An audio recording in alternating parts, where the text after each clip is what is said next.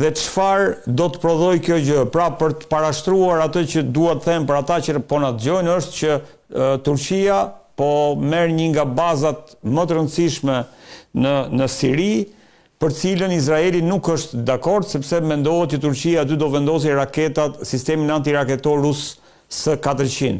Ndërkohë, sërish Netanyahu i ka kërkuar Trumpit që të bllokojë blerjen e avionëve F-35 nga Erdogani, për shkak se kjo pastaj do ta ndryshonte sërish ekuacionin në atë rajon aty ku jemi.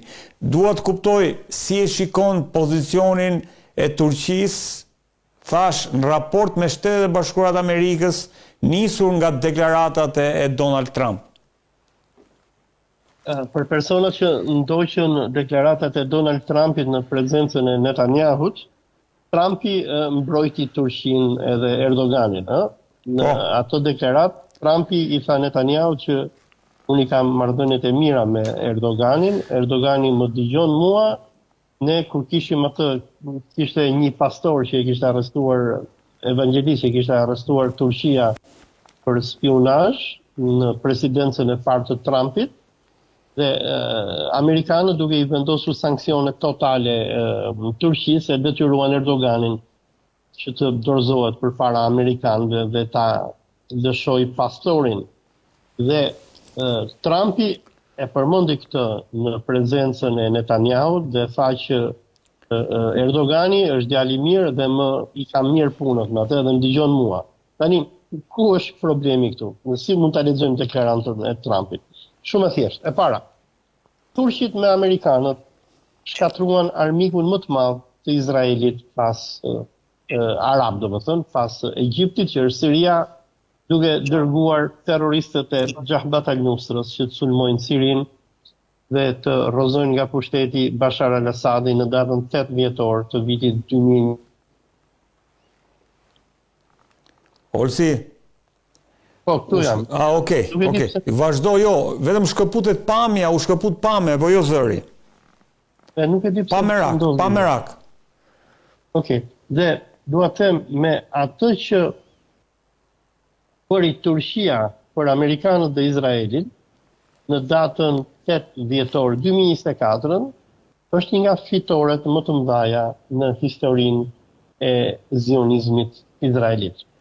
E para, e dyta është që në këto momente mbrëm po dëgjoja një bisedë ndërmjet një ish analistit të CIA Scott Ritter dhe profesor Muhammad Morandit, ku Morandi ndër të tjera tregoi që në këto momente amerikanët dhe ushtria turke janë duke bërë plane për të sulmuar ushtarakisht Iranin.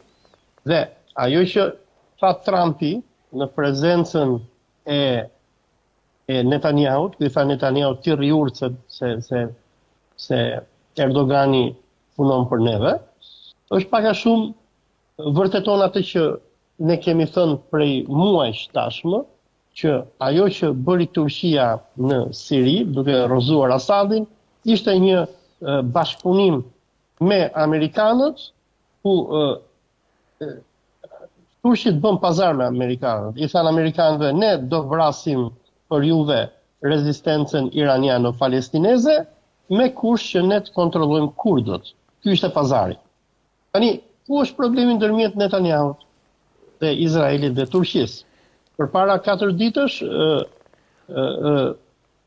Izraeli bombardoi atë bazën e Palmirës në Siri, ku turqit kishin dërguar dron edhe teknologji ushtarake. Në këtë bombardim u vran disa oficer turq dhe Turqia nuk bëri asgjë. Çfarë Turqia bëri është që duket më shumë se 4 ditë, ndoshta përpara një jave. Çfarë Turqia bëri është që ministri i saj i jashtëm Hakan Fidani kontaktoi me izraelitët dhe i tha, dëgjoni, tha, mos ta vrisni, tha, kur jemi në Siri, po hajde bëjmë një marrëveshje që mos ta vrasim njëri tjetrin. Dhe sikur ka treguar gazeta Jerusalem Post në ditët e fundit, Izraeli me Sirin ka ndërtuar një komitet për koordinimin e bazave ushtarake në Siri. Domethënë ishte një shkrim shumë interesant edhe nga Al-Mayadin, është një gazetë që botohet në Beirut, e cila i bënte analizë mediave izraelite. Kjo analizë më duket është botuar edhe tek gazeta Impact.com, ku ndër tjera mediat izraelite këtë marrëveshje ndërmjet Izraelit dhe Turqisë e përshkruanin si një Sykes-Picot numër 2. Sykes-Picot është marrëveshja që francezët me anglezët bën në vitin 1916 për ndarjen e botës arabe, ku ra dakord që Siria, Libani do merret nga francezët, ndërsa Palestina, Jordania, Iraku, Kuwaiti do merren nga anglezët. Dhe sipas mediave izraelite, çfarë po ndodh në këto momente, po ndodh një farë ndarje e Sirisë ndërmjet Izraelit dhe Turqisë. Izraelitët, sikur tregojnë edhe mediat izraelite, i kanë thënë turqëve që neve nuk ju duam juve që të afroheni për 60 kilometra pranë kufirit tonë. Pra, turqit do lejohen që të jenë në Idlib, do lejohen ndoshta të kenë bazë ushtarak edhe në Aleppo, por nuk do lejohen që të shkojnë në Damask edhe në Palmira. Nga që projekti i Izraelit, me sa duket, projekti afatgjat është pushtimi i Damaskut, dhe ata nuk duan që kjo qeveria e Ahmed el-Sharës të ketë teknologji e cila mund të kërcënojë Izraelin. Dhe ajo që tha dje Donald Trumpi, nëse ne mund ta lexojmë në rrjeshta, është që Donald Trumpi i tha Netanyahu ti rriurt, sepse unë me Turqinë po bëjmë plan për të sulmuar Iranin, që është armiku jot më i madh, dhe e dyta, me atë që kanë shkruar mediat izraelite në ditët e fundit, është që amerikanët, izraelitët dhe turqit kanë arritur në një farë marrëveshje ku sipas kësaj marrëveshje do kemi ndarje të Sirisë, dhe nëse turqit do t'i afrohen Damaskut, ata do të vriten sikur janë vrarë në ditën vijim, dhe Turqia nuk do bëjë dot asgjë, nga që Turqia nuk hyn dot në luftë me Izraelin, sepse hyrja në luftë me Izraelin do të thotë hyrje në luftë me Amerikën, dhe turqit do ulin kokën dhe do marrin çfarë t'i japin amerikanët, edhe nëse ja japin. Kjo pastaj duhet parë, po ç'ne Olc që u zhvendos nga Riadi në Stamboll dhe kjo është e fundit, domethënë, kështu që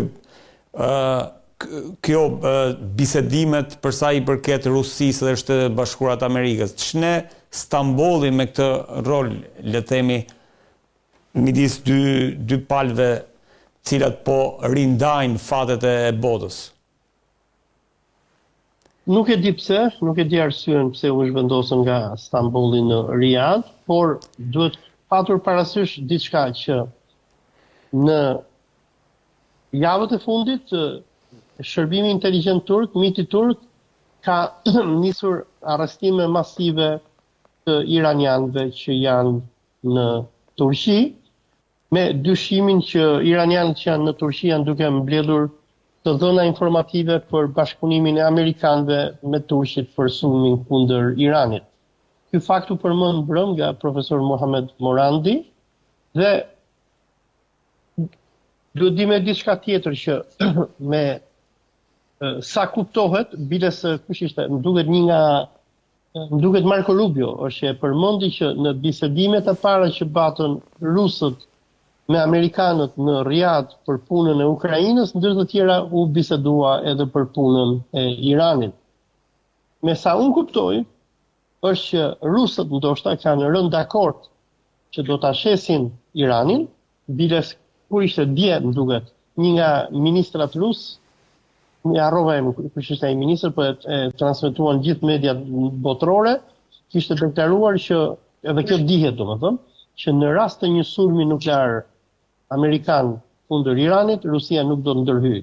Pra, me sa unë po kuptoj, po ka një pazar të madh ndërmjet rusëve dhe amerikanëve për ndarjen e botës, ku ndërsa amerikanët duan që të lënë Rusinë që të arrijë objektivat e saj në Ukrainë dhe të arrijë paqe, dhe në shkëmbim të kësaj, rusët kanë rënë dakord që nuk do ta mbështetsin Iranin në rast të një sulmi. Dhe pyetja jote pse këto bisedime u zhvendosën nga Riyadhi në Stamboll, ndoshta ka të bëjë edhe me koordinimin amerikano-turk për sulmin e ardhshëm kundër Iranit, pasi domethënë sikur dihet edhe në luftën e parë të Gjirit, në luftën e dytë gjirit në 2003-shin, sikur edhe Necmettin Erbakani në atë kohë e denoncoi Erdoganin, rrëzimi i Saddam Huseinit u koordinua nga turqit. Mos ishte bashkëpunimi i qeverisë Erdoganit dhe i Turqisë me amerikanët do kishin patur shumë herë më të vështirë që të rrozonin Saddam Huseinin. Dhe ashtu sikur turqit bashkëpunuan me amerikanët në shkatrimin e Irakut, në shkatrimin e Sirisë, por edhe të Libisë, me sa duket turqit do të bëjnë të njëjtën gjë edhe në rast të një sulmi dhe shkatrimit të Iranit.